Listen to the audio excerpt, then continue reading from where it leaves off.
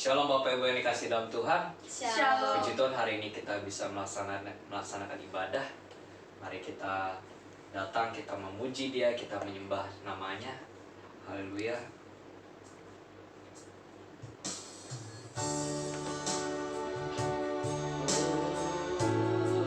Terima kasih Tuhan. Terima kasih buat berkat-Mu. Terima kasih buat kasih-Mu bagi kami Tuhan Yesus. Terima kasih Tuhan buat penyertaan Tuhan. Terima kasih Tuhan buat perlindungan-Mu. Terima kasih buat berkat-Mu. Haleluya.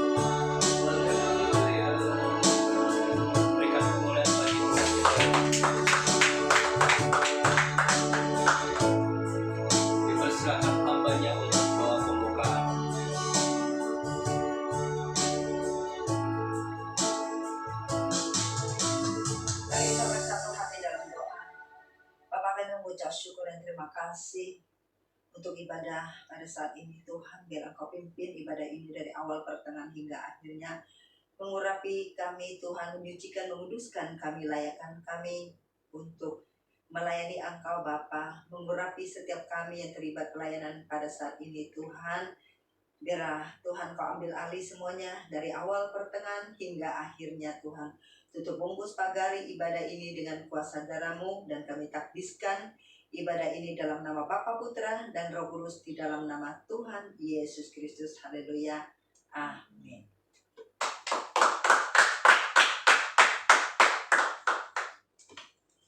Haleluya. Semangat memuji Tuhan. Amin. Amin. Mari kita naikkan pujian kepada Dia. Haleluya.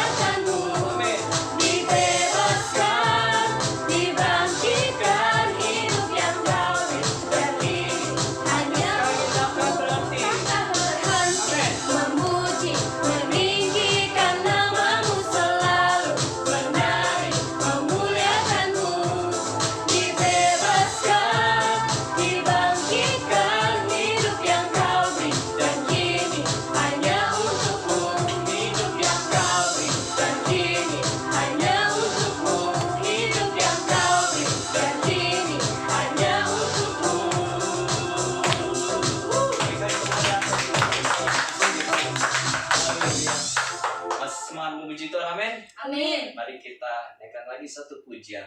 Haleluya.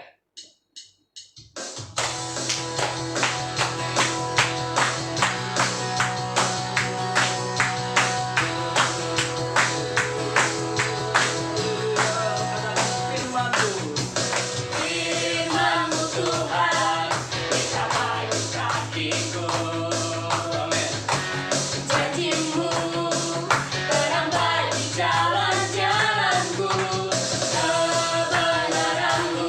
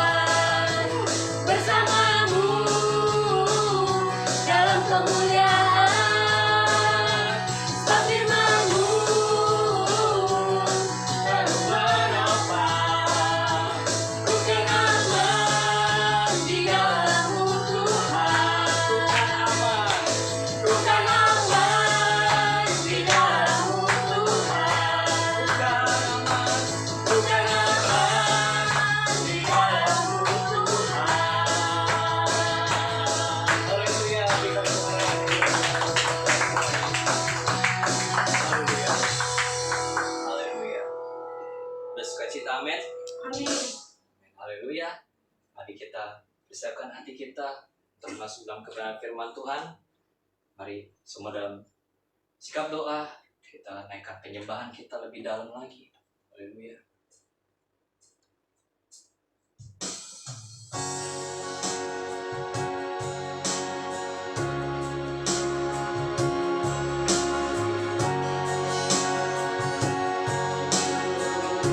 Katakan ya Tuhan, ya Tuhan, aku hendak bernyanyi bagimu selama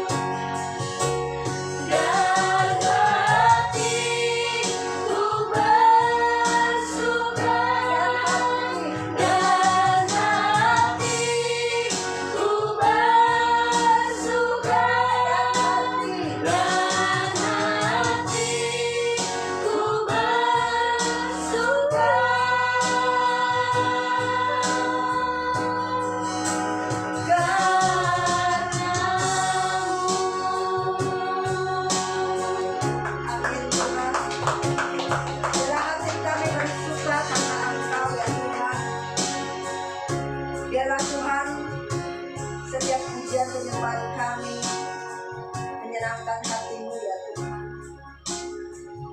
Terima kasih Tuhan untuk setiap kebaikan-Mu dalam kehidupan kami. Kami bersyukur kepada Engkau ya Tuhan setiap nafas hidup kami. Bahwa sampai saat ini kami masih boleh mendengarkan kebenaran firman-Mu, semua karena anugerah-Mu, kebaikan-Mu, kasih-Mu dalam kehidupan kami. Berfirmanlah ya Tuhan, menyatakan isi hati-Mu kepada kami ya Tuhan. Untuk bungkus pagari, semua dengan kuasa darah-Mu Tuhan. Setiap benih firman ditaburkan tidak akan pulang dengan sia-sia. Dan benih firman tersebut akan berakar, bertumbuh dan berbuah menjadi 30, 60 bahkan 100 kali lipat ganda. Terima kasih Tuhan. Sucikan kuduskan hamba-Mu untuk menyampaikan isi hati-Mu. Biarlah setiap perkataan yang keluar dari mulut bibir hamba-Mu berasal daripada Engkau ya Tuhan. Terima kasih. Kami sambar firman-Mu dalam nama Bapa, Putra dan Roh Kudus, dalam nama Tuhan Yesus Kristus. Haleluya. Amin. Shalom saudara kekasih dalam Tuhan, Tuhan Yesus memberkati. Puji Tuhan. Mari kita lihat kebenaran firman Tuhan. Kita mau pelajari bahwa ada mujizat Tuhan di tengah masalah kehidupan kita. Mari kita lihat kebenaran firman Tuhan. Ayub 1 ayat 1 sampai ayat ke-8. Kesalahan Ayub dicoba. Ada seorang laki-laki di tanah Uz bernama Ayub. Orang itu saleh dan jujur. Ia takut akan Allah dan menjauhi kejahatan. Ia mendapat 7 anak laki-laki dan 3 anak perempuan. Ia memiliki 7.000 ekor kambing domba, 3.000 ekor unta, 500 pasang lembu, 500 keledai betina, dan budak-budak dalam jumlah yang sangat besar, sehingga orang itu adalah yang terkaya dari semua orang di sebelah timur. Anak-anaknya yang lelaki biasa mengadakan pesta di rumah mereka masing-masing menurut giliran, dan ketiga saudara perempuan mereka diundang untuk makan dan minum bersama-sama mereka. Setiap kali apabila hari-hari pesta telah berlalu, Ayub memanggil mereka dan menguduskan mereka keesokan harinya.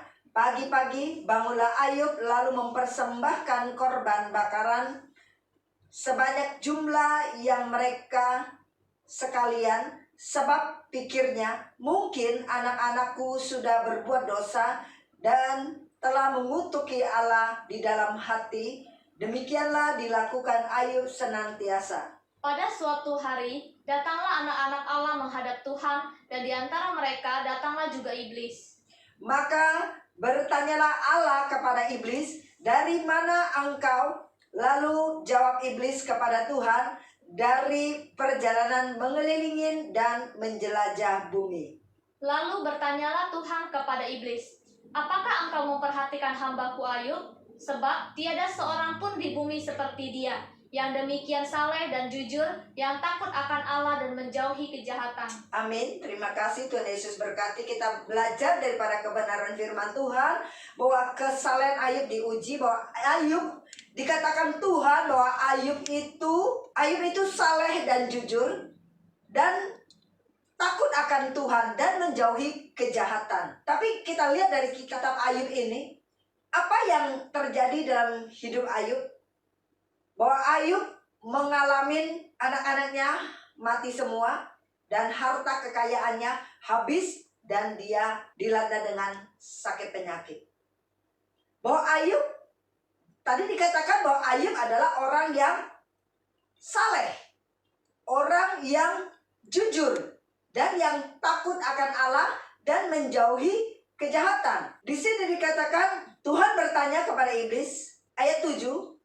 Maka bertanyalah Tuhan kepada iblis, "Dari mana engkau?" Lalu jawab iblis kepada Tuhan, "Dari perjalanan mengelilingi dan menjelajah bumi."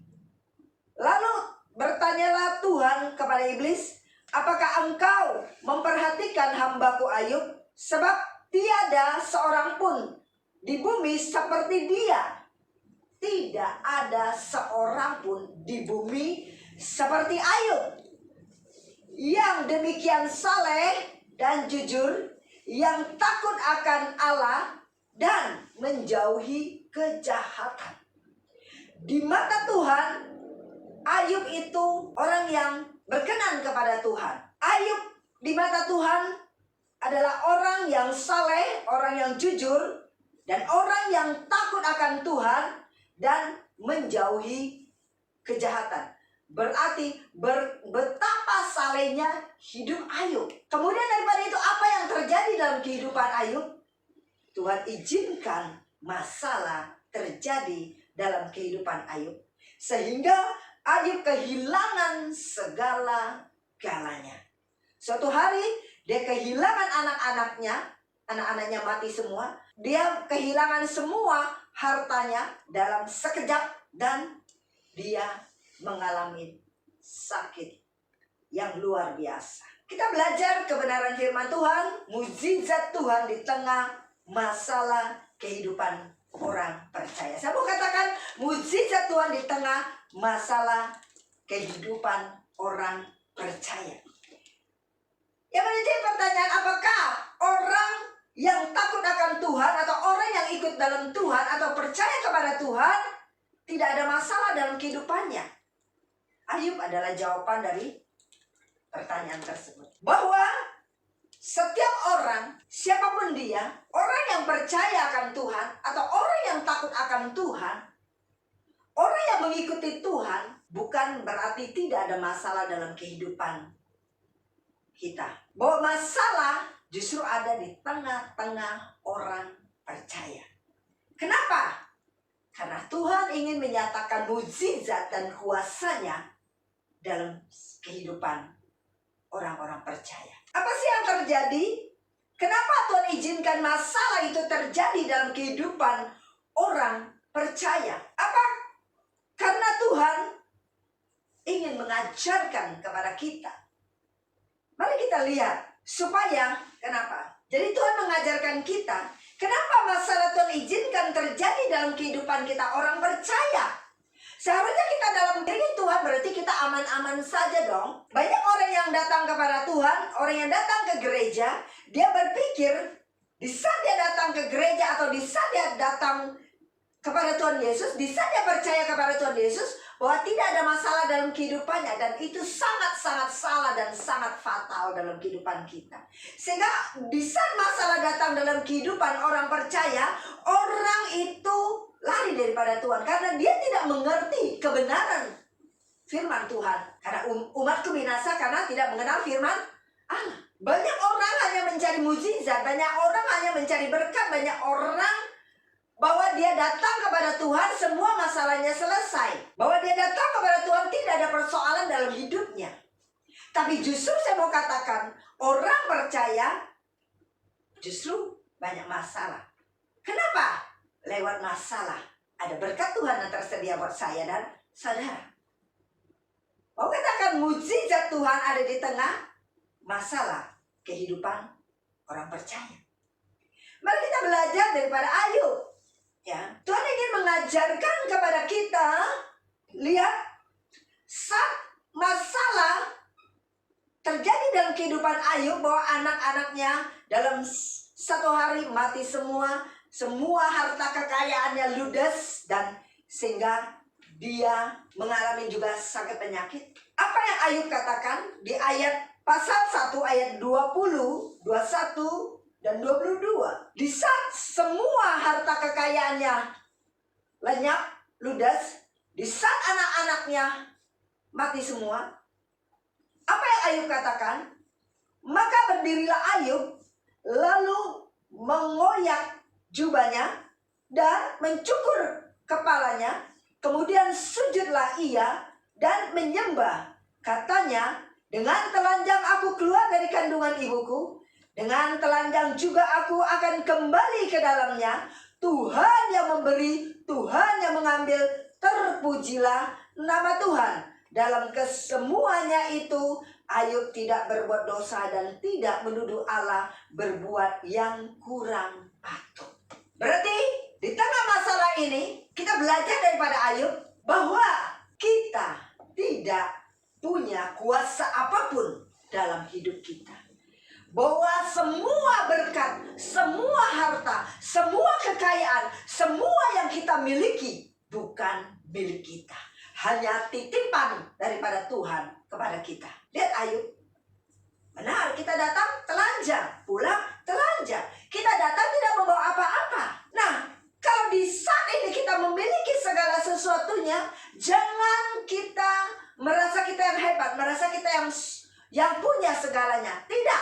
itu semua adalah titipan. Anak-anak titipan, istri titipan, suami titipan, harta kekayaan, usaha pekerjaan, semua titipan Tuhan buat kita. Bagaimana kita mengelolanya? Bagaimana kita menggunakannya? Jadi, justru masalah itu menjadikan kita, atau masalah itu mengingatkan kita bahwa kita tidak punya kuasa apapun dalam hidup kita. Amin. Sehingga kita selalu memuliakan Tuhan dalam kehidupan kita. Bahwa apapun yang kita miliki, bukan dengan kekuatan kita, bukan dengan kehebatan kita, hanya semata-mata karena kasih karunia. Hanya kemurahan Tuhan, hanya anugerah Tuhan, hanya kemurahan Tuhan yang Tuhan percayakan kepada kita semua berkat yang ada pada kita. Jadi jangan pernah kita merasa sombong, kita merasa kita hebat, dan merasa kita mampu. Kita lihat kelanjutannya, mengapa Tuhan izinkan masalah itu terjadi dalam kehidupan kita. Ayub 2 di ayat 8, 9, 10. Lalu Ayub mengambil sekeping beling untuk menggaruk-garuk badannya sambil duduk di tengah-tengah abu. Maka berkatalah istrinya kepadanya, masih bertekunkah engkau dalam kesalehanmu? Kutukilah Allahmu dan matilah. Tetapi jawab Ayub kepadanya, engkau berbicara seperti perempuan gila. Apakah kita mau menerima yang baik dari Allah, tetapi tidak mau menerima yang buruk? Dalam kesemuanya itu, Ayub tidak berbuat dosa dengan bibirnya. Masalah boleh datang dalam kehidupan saya dan saudara, asal jangan kita berbuat dosa. Kita lihat, apakah dengan masalah yang Tuhan izinkan terjadi dalam kehidupan kita, kita tetap percaya kepada Dia, bahwa Dia turut bekerja dalam segala sesuatu untuk mendatangkan kebaikan bagi orang yang mengasihi Dia. Apakah kita tetap percaya di saat masalah itu datang dalam kehidupan kita, kita tetap percayakah bahwa Allah ada di tengah masalah kita? Kadang masalah datang dalam kehidupan kita, bukan kita mendapat dukungan. Benar? Lihat Ayub sendiri. Istrinya sendiri menjatuhkan iman dia. Teman-temannya yang datang kepada dia tidak mendukung dia. Bahkan Ayub disalahkan. Begitu juga istrinya. Bukan seorang istri, bukan penolong, tapi malah menjatuhkan. Harusnya istrinya mendukung. Di saat suaminya Ayub dalam masalah, apa yang istrinya katakan? Maka berkatalah istrinya kepadanya, masih bertekunkah engkau dalam kesalehanmu? Kutukilah Allahmu dan matilah. Benar? Sering juga terjadi dalam kehidupan saya dan saudara, benar? Di saat masalah datang dalam kehidupan kita, kita menyalahkan Tuhan. Kita mulai salahkan Tuhan.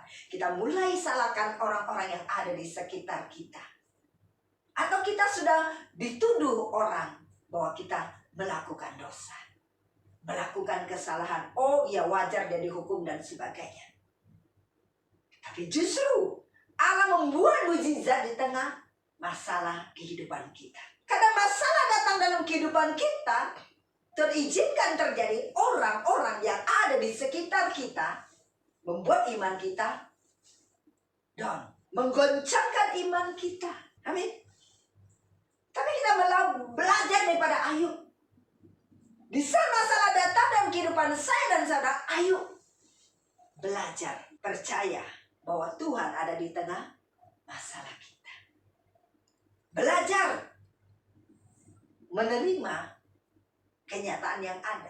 Pengkhotbah 7 ayat 14 berkata, pada hari mujur bergembiralah, tetapi pada hari malang ingatlah bahwa hari malang ini pun dijadikan Allah seperti juga hari mujur, supaya manusia tidak dapat menemukan sesuatu mengenai masa depannya. Amin. Kita tidak tahu apa yang Tuhan rancangkan dalam kehidupan saya dan saudara, maupun Ayub. Lihat kehidupan Ayub. Dari yang diberkati luar biasa. Coba dilihat ayat 2, bahwa ia mendapat 7 anak laki-laki dan 3 anak perempuan. Ayat 3, ia memiliki 7.000 ekor kambing domba, 3.000 ekor unta, 500 pasang lembu, 500 keledai betina, dan budak-budak dalam jumlah yang sangat besar, sehingga orang itu adalah yang terkaya dari semua orang di sebelah timur. Tapi apa yang terjadi? Suatu hari Tuhan izinkan apa yang dimilikinya, bahwa dikatakan bahwa dia adalah orang yang terkaya dari semua orang yang di sebelah timur. Tapi dalam sekejap Tuhan menghabiskan itu semua. Seperti dikatakan pengkhotbah tadi, bahwa pada hari mujur bergembira, tetapi pada hari malang ingatlah bahwa hari malang ini pun dijadikan Allah seperti juga hari mujur, supaya manusia tidak dapat menemukan sesuatu mengenai masa depannya. Tuhan mengajarkan kita, jangan kita merasa kita hebat, merasa kita mampu. Bahwa di sini Tuhan mengingatkan kita bahwa kita sangat memerlukan Tuhan dalam kehidupan saya dan saudara. Apapun yang kita miliki, bahwa Tuhan adalah andalan kekuatan kita. Amin. Bahwa apapun yang kita miliki, sehebat apapun kita, bahwa kita bukan siapa-siapa. Amin. Mari kita lihat, walaupun orang-orang di sekitar Ayub membuat imannya tergoncang, ya, artinya orang-orang di sekitar Ayub tidak mendukung dia. Tapi Ayub tetap berfokus kepada Tuhan. Di sini ayat 10 berkata bahwa, tetapi jawab Ayub kepadanya, engkau berbicara seperti perempuan gila. Apakah kita mau menerima yang baik dari Allah, tetapi tidak mau menerima yang buruk? Dalam kesemuanya itu Ayub tidak berbuat dosa dengan bibirnya. Mari kita belajar kepada Ayub. Apapun yang Tuhan izinkan masalah dalam kehidupan kita, kita mari tetap percaya bahwa Allah turut bekerja dalam segala sesuatu untuk mendatangkan kebaikan bagi orang yang percaya kepada Dia. Apalagi di tengah-tengah pandemik saat ini, apalagi di tengah-tengah kehidupan yang pada saat ini, mari kita tetap berfokus kepada Tuhan. Amin. Percaya bahwa mujizat Tuhan ada di tengah-tengah masalah kehidupan kita. Selanjutnya adalah supaya kita jangan merasa sombong. Ayub 5 ayat 17.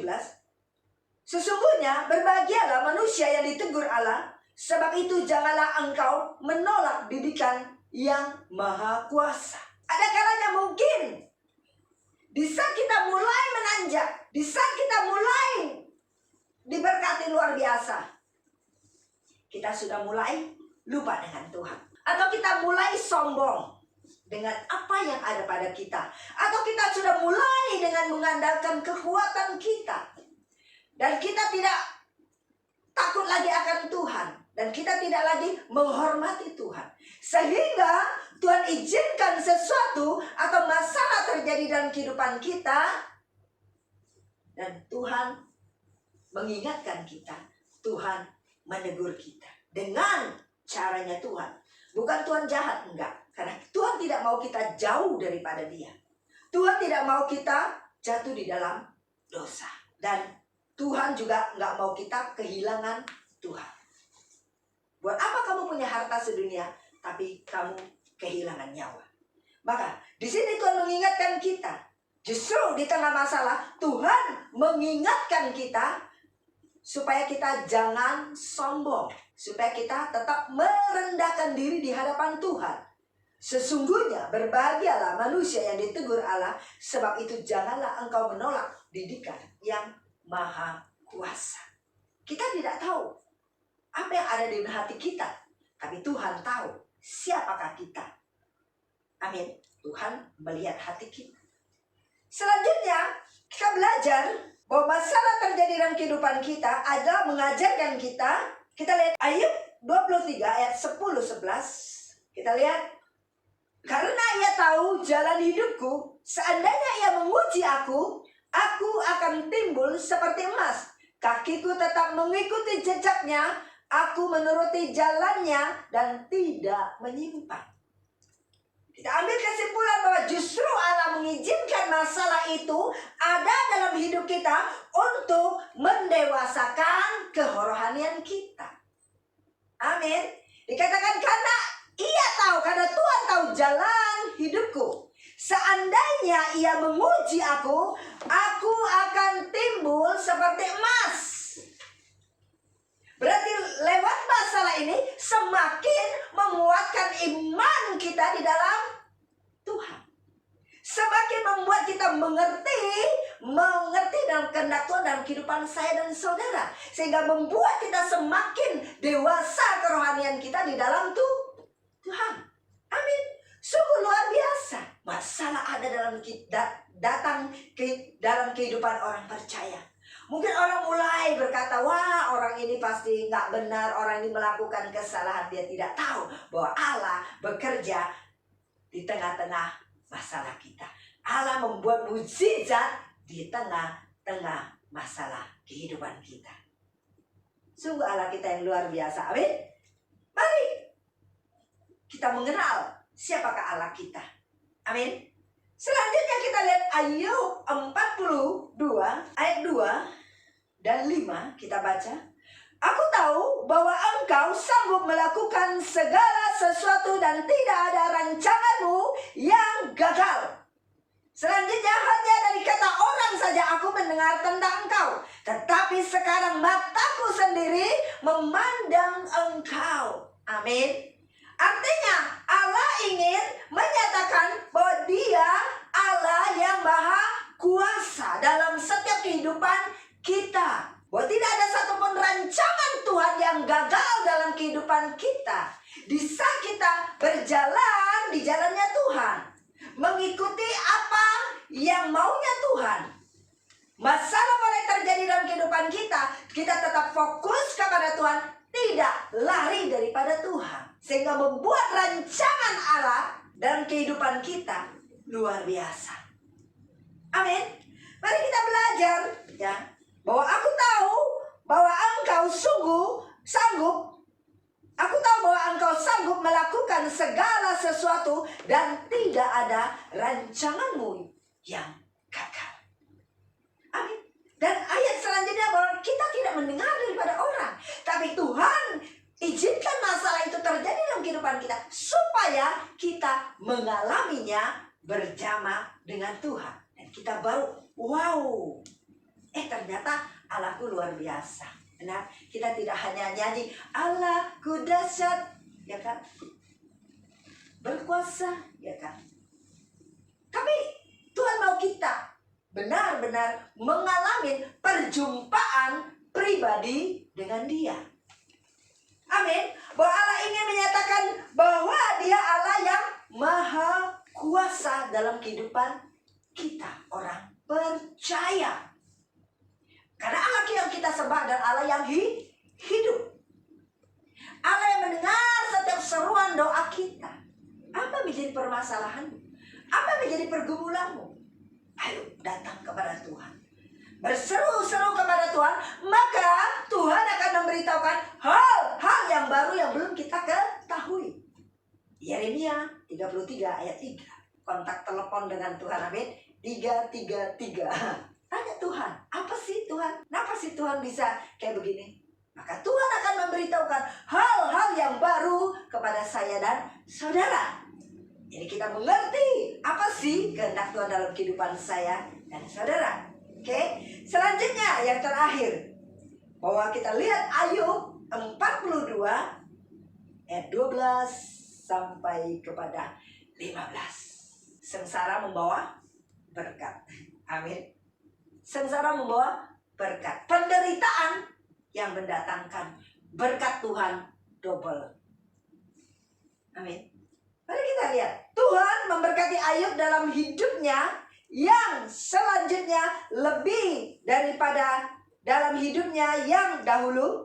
Ia mendapat 14.000 ekor kambing domba dan 6.000 unta, 1.000 pasang lembu, dan 1.000 ekor keledai betina.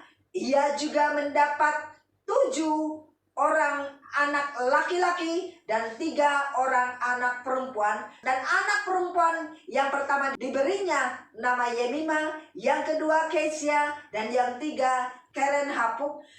Di seluruh negeri tidak terdapat perempuan yang secantik anak-anak Ayub, dan mereka diberi ayahnya milik pusaka di tengah-tengah saudara-saudara laki-laki.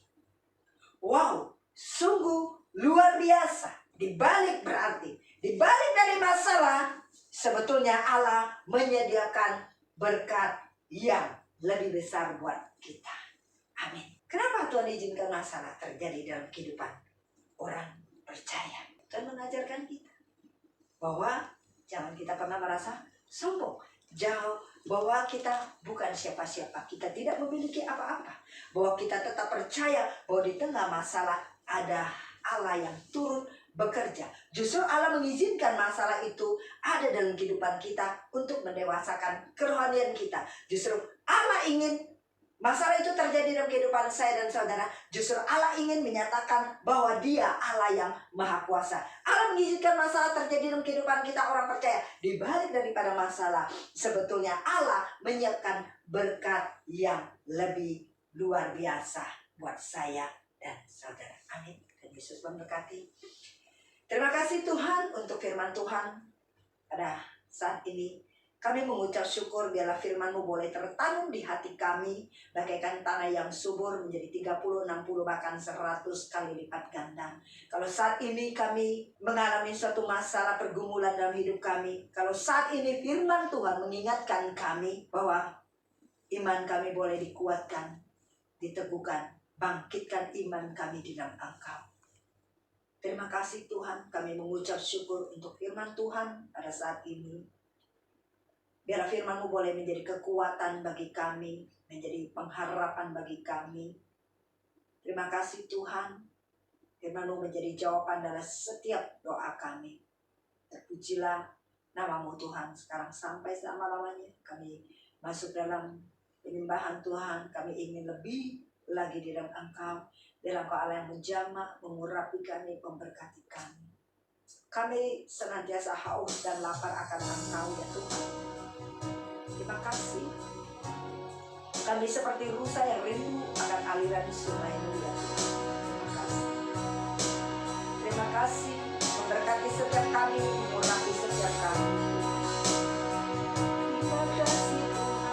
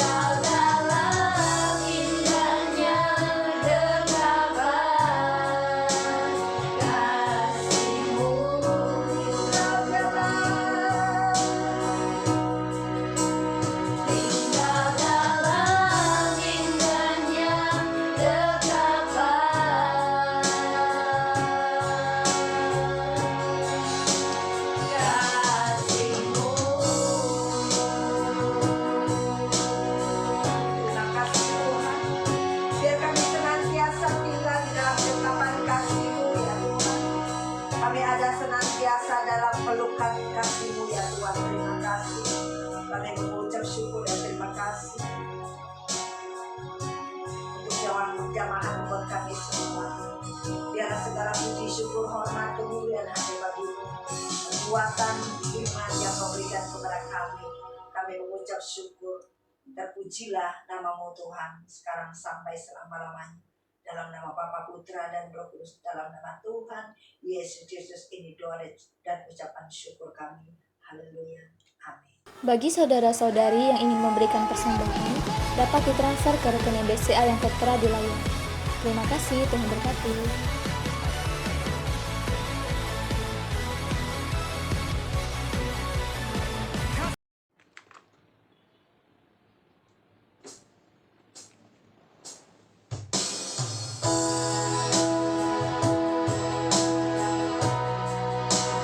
Kiranya Engkau memberkati aku berlimpah-limpah dan memperluas daerahku.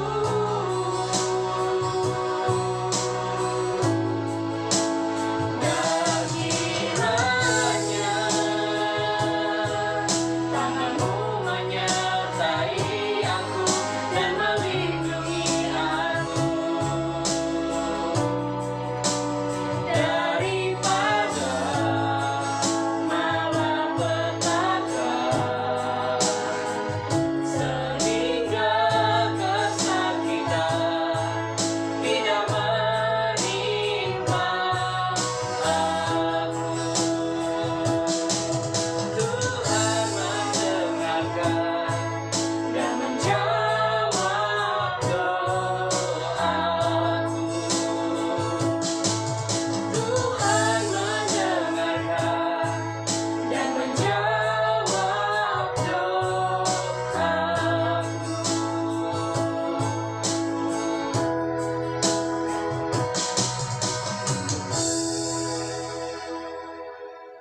Mari saudara terkasih dalam Tuhan, kita bersatu di dalam doa syafaat.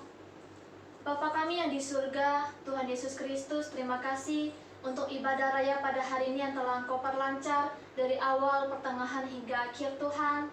Tuhan, berilah kami hati yang boleh lebih lagi bersyukur akan setiap anugerah-Mu dalam setiap kehidupan kami Tuhan.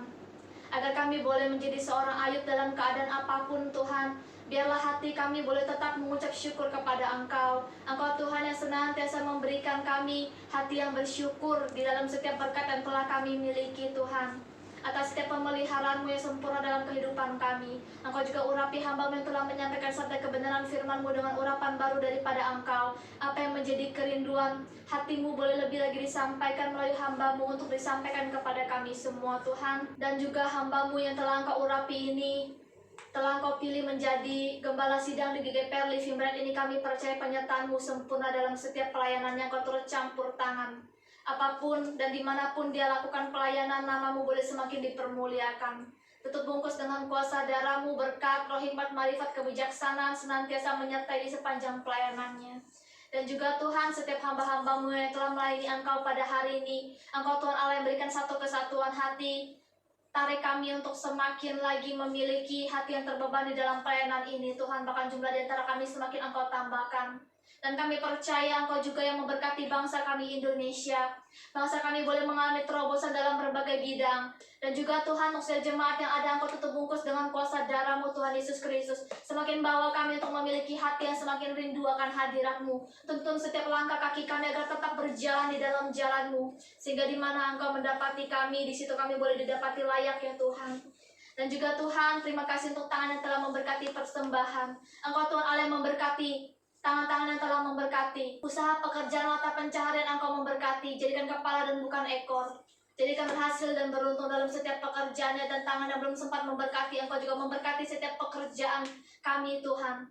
Ajar kami lebih lagi menabur untuk kemuliaan nama-Mu. Sebab kami tahu setiap berkat itu adalah daripada-Mu Tuhan. Terima kasih Tuhan, terima kasih. Engkau sempurnakan doa kami, dan setiap doa kami serahkan ke dalam tangan-Mu. Hanya di dalam nama Tuhan Yesus Kristus kami mengucap syukur dan berdoa. Haleluya.